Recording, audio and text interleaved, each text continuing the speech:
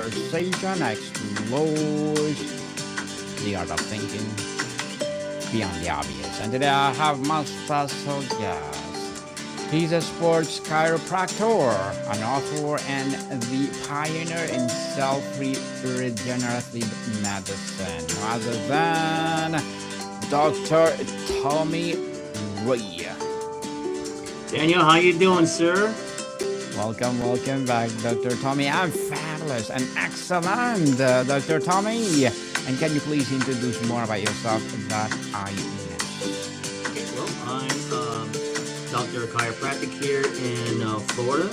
I started at UCLA and became a sports guy over there and worked all the athletes from track and field, football, tennis, golf, soccer, all those sports, and it allowed me to get with these athletes. And then when they moved into the pro world, I followed along and went into the pro circuit, and I saw that type of athlete. So, being a sports doctor, it was very interesting from the collegiate to the professional transition, and that led me from California to here at Tampa, Florida, and have my own practice here. Working with a lot of athletes in the WWE and tennis, and eventually got with the team of the Tampa Bay Buccaneers here, became their doctor there for a couple of years. And then throughout that process, I talked about recovery, about healing, and then really getting back to yourself. So it evolved into the world of regenerative medicine, from where I saw it, where it started with the prototherapy, moved to PRP, the stem cell, and that's where I'm in now. So now I've developed a not so much a injectable stem cell, but more so a topical stem cell, and that made me go into the world of educating people about this new future regenerative medicine. And then we go into the book to explain about this whole process. So that's pretty much me right there. Yes, and thank you so much for sharing your knowledge and wisdom to the world. Dr. Tommy, thank you. So, today, let's talk about something good. Non invasive regeneration, the next frontier in longevity and biohacking. So tell us, Dr. Tommy, the invasive promise. The field of longevity has been involved extreme interventions. What does non-invasive regeneration fundamentally change about the accessibility, safety, and daily practice of an extending health span? Yeah. So we all know about, we try to do something for our body, to do something that helps us get that active age, and then longevity, being older, being active at an older age, so then we can achieve those ages at 90, 100 years old. That's what we're trying to achieve, right? Staying in the act of being active at that later stage in our lives. So we hear about things like stem cell therapy or regenerative medicine, and it's pretty much one of those invasive things, either with an IV or an injectable, and it's got its downfalls, right? And when you do anything that's invasive, like an injection, you're prone to things of like infection, and then there's downtime, and then there's compromised tissue that you may, when you inject an area, you may hit a nerve or something else that you don't want to compromise, and now you have a secondary injury. So you want to think about non-invasive, something that does that, that you don't have to do, like that injection or the IV, that actually gets through the skin and it gets to that damaged tissue or the regenerative community you want to get involved with, without that invasive needles or IV world. So that's what we're talking about. We're talking about a non-invasive, meaning a topical application that you can rub on your skin. And there are some agents in there will pull through the skin into the deep target tissue that can regenerate. So that's what we're talking about for non-aggressive, non-invasive. Non-invasive, we like that, Dr. Tommy. We like that for sure. Beyond the peel and the needle, how do optical and transdermal strategies represent the third way that bypasses the limitation of both oral supplements and injections? And of course, what are the infection risks? Yeah. So think about what our stomach does as far as when we ingest something. So we have acids in our stomach. So these acids break down things. So when you hear about things, people taking like an oral, right, some type of tablet or something, you're going to have some denaturing. That denaturing is going to break down those components that we take, for instance, like B12. B12 is a very viable type of like vitamin we need, right? So it helps you make red blood cells and thyroid can function, all that. But the problem is B12, when you take it in as an oral, like a tablet, our acids in our stomach breaks it down. So what do you hear about? You hear about B12 injections because it bypassed that breakdown of that B12 in the acid stomach, right? So same theory with everything else. When you want to take a real pure type of information or a compound, you want to do some type of injectable, right? Bypass the gastric acids, right? Now the problem with that is that the old way or the present way is injectable. Well, the future is going to be a topical application that does that absorption, go through the skin, and gets in the bloodstream so it can deliver without that denaturing in the acid in the stomach.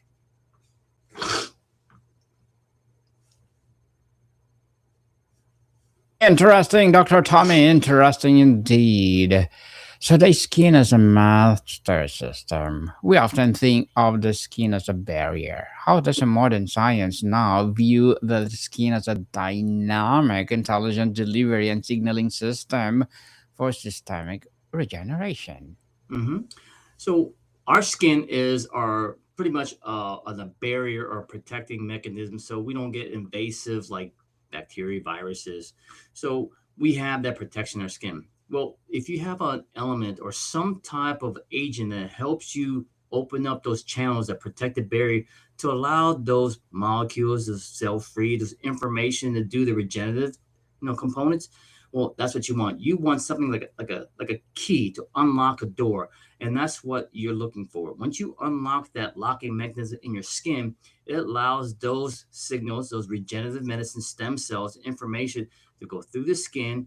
And then once it gets there, it closes the door right back there. So there's a lot of components. There's the known one that we all utilize in all the pharmaceutical world is a thing called DMSO. DMSO is that vehicle that delivers any of these like molecules through the skin because it disrupts the lipid bilayers of the skin of the stratum corneum. Once it opens it up, it penetrates and it opens up and it goes pulls things through there. So the neat thing with that is that once you open up the channels and it gets through there, in due time it closes back up to continue the protecting barriers of that skin. The penetration problem, Dr. Tommy, the biggest hurdle for tropicals is getting compounds deep enough to be effective. What are the key technological breakthrough in carrier molecules or nanomillions or electrophoretic delivery that is finally making this possible? Yeah, so there are a lot of mechanisms, like iso ion wait ionophresis. So there's other mechanisms to drive that further deeper into the tissue. And you've got other things like the first thing you want to do is you want to think about how do I open the channel. So you need devices that kind of like excite the nitric oxide, the vasodilate small vessels to open up the channel. So things of like class 4 laser that helps vasodilate. Then you think about other devices that may push things like there's things like shock wave, a piezo wave that uses sound wave to drive those molecules down. So there's a lot of other type of modalities that help drive that into deep tissue and further past the actual like the superficial stuff. But when you take a topical and you saturate it over a period of time, over 30 days, you'll get that deep penetration because in due time it penetrates down because the target tissue it sends out a signal. It's like a honing signal, and when the honing signal sends out, well, there are little information, these messages hone into that signal that says, hey, there's something that needs information and it pulls through. And that's how you communicate and you get the deeper penetration. So those things help, but over a period of time of the saturation, it does help out to get the deeper areas. Dr. Tommy, if the skin is permeability of our cellular repair process follow the circadian rhythm, how does the timing of application become a critically variable in non-invasive biohacking? When you say circadian rhythm, are you talking about our rhythm of our best ability to do any type of activation in our cells? So that's a Yes, good question. please. Yeah, so that's a good question. So everybody has a different type of, cycle. Some cycle in the morning, some cycle they peak at a certain time. So we all have different times. And it's up to the individual to really understand where their cycle, like, how would you say, like, optimize the best performance.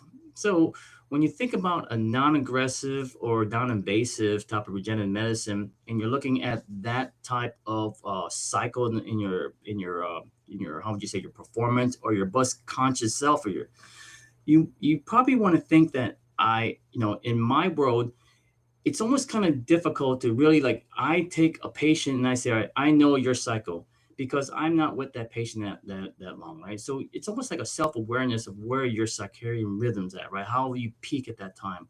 So once you find out that you have a better ability to function, you're a morning person, you're an evening person, well, then you couple with that, you pair that up with the regenerative world. So it will be saturated for that period of time, but during that period of time, you want to think about, like, your performance, your exercise. You want to do some thinking in that time.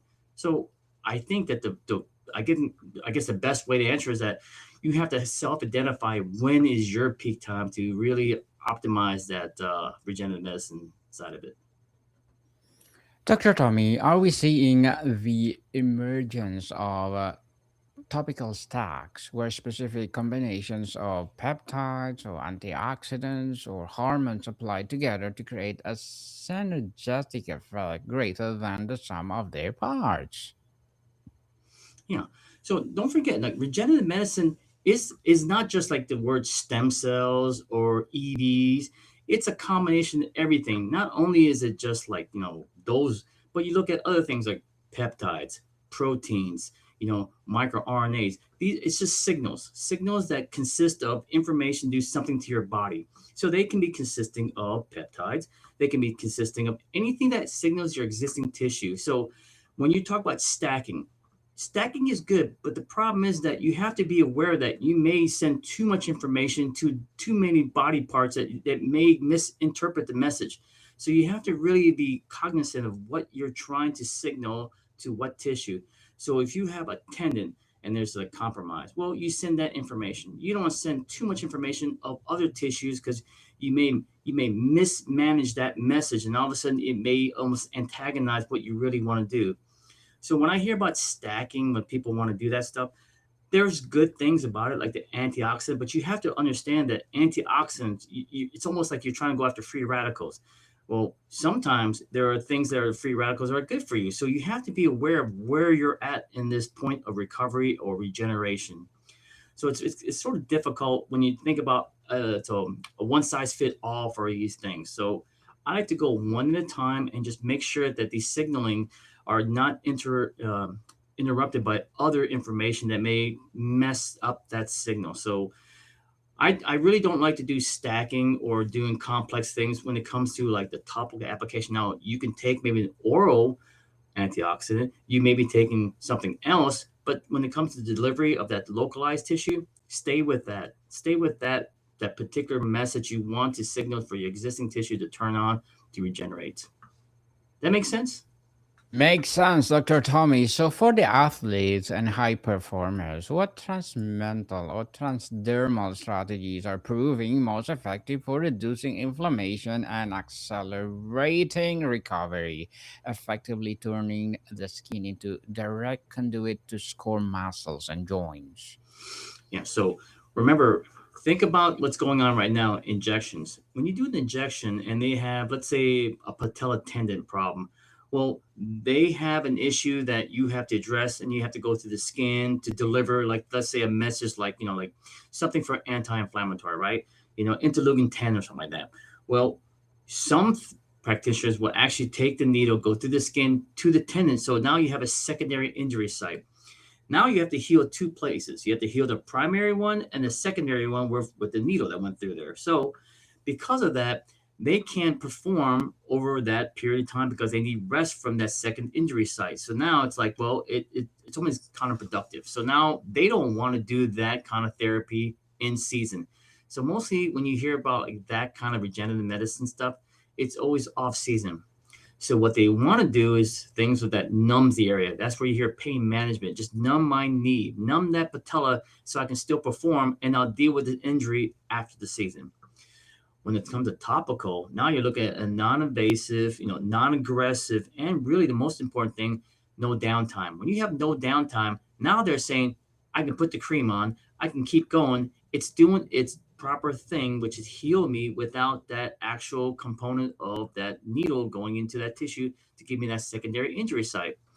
And the best thing about it is that it has its anti-inflammatory community in there. It has its regenerative community in there. But more importantly, it doesn't have that potential to give you the secondary injury site. So these athletes, anybody that wants to do that type of recovery without that downtime that prevents you to do more activity. So that's what the big thing about this topical stuff.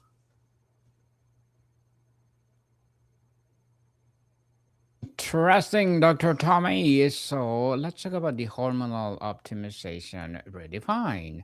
How is transdermal delivery changing the landscape of hormone replacement therapy and the metabolic optimization, offering more stable blood levels and mimicking natural secretion patterns better than oral or injectable routes? Well, there are some delivery system right now when it comes to TRT.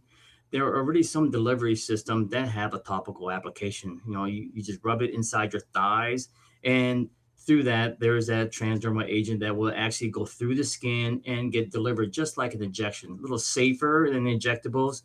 So there already it's in practice right now as far as the transdermal topical. When you start thinking about what's really important is that you only identify what you have. That's the biggest thing, diagnosing and really figuring out your level as far as your hormone levels, and then what you need to do to replace that, increase it, and get back to normal levels. Once you figure that out, that takes a little time, and then blood work. You need to go to a right provider and get that information. Once you get that information, there are really like mostly like injectables, that's the standard process you see out there. But there's also topical that you can apply, and then it's going to slowly move into that world of, the primary purpose of the actual delivery will be topical. So it's going to take some time for it to really like grab a hold to the industry, but again, you got to think about what is the most important thing is the message to get into it, those hormones, right? You have to get it in there. So because they're not that large on the molecule size, it can get through that type of skin. So it's about really the getting the industry moving towards that way.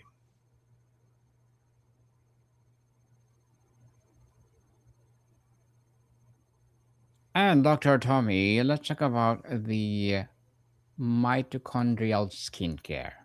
Can we move beyond a superficial anti-aging creams to formulation designed to improve the function of the mitochondria within our skin cells and wide extension systematically? What does that look like? Okay, so the mitochondria, if you remember in biology, it's the power plant. So Mm, yes. you think about what's important about the mitochondria. It's about energy, ATP. So what you're trying to do is you're just trying to feed that machine. You're just trying to get that energy so they can support the cells and do what it's supposed to do. And when you deplete that energy, basically doesn't function. So you want to think about how do I get this energy to get out and be able to utilize this, to supply its proper function with the other cells. So when you think about like in the skin or in even the deeper tissue, the mitochondria needs things that you have to. So remember in biology they have this thing called electron transport and the Krebs cycle. It takes these kind of like enzymes and makes this kind of like this cycle to make more energy. So it's a cascade of things. It's a very complex way of making from like a zombie cell into an energized cell. So it takes these information that you may have like in sort of the proteins, energy, enzymes to go into this little informational side and then make that ATP, that energy. So if you can also get that information again from a topical, go through the skin into that target tissue and then into the mitochondria, it will do its job. So it depends on the information. You need the proper information, and that information will take its course into making energy stored and ready to be used for its proper function. A proper function indeed. So the market is poised for an explosion of products. Dr. Tommy, what are the red flags and green flags a consumer should look for when evaluating a regenerative topical? So the biggest red flag you have to be careful is the sourcing. So when you hear about regenerative medicine and you work away from, like, there's botanica side and there is the human tissue side. The human tissue side, you're looking at, like donor sites of the umbilical cord or the placenta, and you want to obtain this Wharton's jelly. And then there it has its highest concentration of a thing called mesenchymal stem cells. In there it has its EVs. So that source is the best, right? You want that type of information, and then you obtain that, and then you get it, and then topical, injectable, IV, you want that. Well, here's a red flag. It's not really regulated. So at the very beginning, it was in the sense of its purity, its sense of like we know where this tissue's come. Well, if you don't have traceability of where this tissue is coming from, there are stories and really like FDA warning about this type of procedure that's obtained by not so much human tissue, it's from an animal, or it could be from another type of like tissue you don't want, like vaginal tissue, but it's not the one that you really want to obtain. So I guess the big red flag is that make sure that you're allowed to ask that clinic, say, can I see the traceability? Can I see where this tissue's come? Every tissue that you use, or every stem cell, or every regenerative medicine, everything it should be able to trace it all the way back to the donor patient. The donor patient will have the actual screening of all the serology tests, pathology. Make sure you don't have any, like, diseases or something that you don't want in your body. So you should have the ability to have that type of traceability for anything that you're going to do when it comes to like injectable human tissue or topical human tissue stem cell therapy. So the big red flag with that is that if they can't obtain that, you have to question, because why can't you get this information? Then you have to ask yourself, wait a minute, this might not be the place to be.